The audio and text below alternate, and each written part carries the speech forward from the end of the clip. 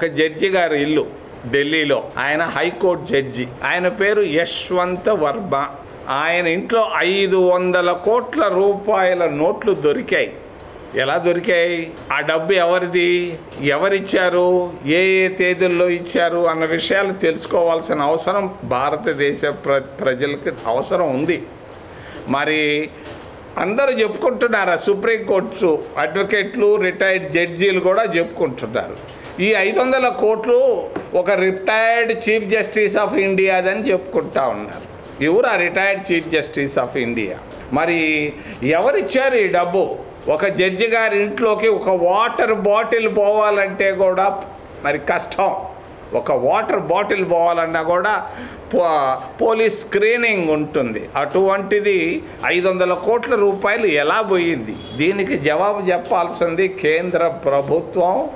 మరి దీనికి జవాబు ఎక్కడా రావటం లేదు. ఒక జడ్జి గారి ఇంట్లో 500 కోట్ల రూపాయలు దొరికితే ఆ జడ్జి గారి ఇంట్లో నుంచి ఇప్పటిదాకా కేసే పెట్టలేదు. మహా అంటే ఆయన ట్రాన్స్ఫర్ చేశారు అలహాబాద్. ఎట్లా పట్టుబడ్డది 500 కోట్ల రూపాయల డబ్బు అనేది కూడా చాలా ముఖ్యం. మరి వాళ్ళ ఇంట్లో ఒక అబ్బాయి పని చేస్తున్నాడు, చిమ్మేదానికి మరి తుడిచేదానికి. హోలీ పండగ వచ్చింది. పండగ వస్తే భార్యను అడిగాడు, మరి జడ్జి గారి భార్యని, అమ్మ పండగ వస్తూ ఉంది, నాకు ఒక 2000 రూపాయలు సహాయం చేయమ్మా అని అడిగాడు జడ్జి గారిని, జడ్జి భార్యని. అడిగితే ఆ అమ్మ తిట్టింది, అయ్యి పో ఏడుందాయి డబ్బులు తొట్ అనగానే వాడు కడుపు మండింది, గమ్మగా ఉన్నాడు. భార్య భర్త, జడ్జి గారి భార్యలు ఇద్దరూ కలిసి మరి అలహాబాద్ వాళ్ళ సొంత ఊరికి హోలీ పండగ చేసుకునేదానికి వెళ్ళారు.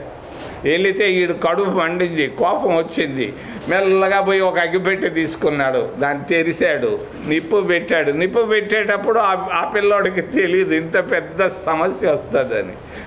నిప్పు పెట్టంగానే కాలింది, కాలంగానే పొగ వచ్చింది. పొగ రాగానే పోలీసులు తెలుసుకున్నారు, అరే రే పొగ వస్తుందని ఫైర్ ఇంజన్లో పిలిచారు. ఫైర్ ఇంజన్ వాళ్ళు చూశారు, మరి డబ్బు కాలుతా ఉంది, డబ్బే అని చెప్పేసి పోలీసులు చెప్తే పోలీసులు వచ్చి చూశారు. దీన్ని గురించి ఈ రోజు దాకా అమిత్ షా గారి ప్రధానమంత్రి గారు నోరు తెరవటం లేదు. ఒక పేదవాడు చిన్న పొరపాటు చేస్తే ఈడీ కేసులు పెడుతున్నారు. మరి జడ్జి గారి పైన ఈ రోజు దాకా కేసు లేదు. ఇది జరుగుతూ ఉండేది. భారతదేశ ప్రజాస్వామ్యం అప్రస్తుతమైనా కూడా ఈరోజు చెప్పదలుచుకున్నారు.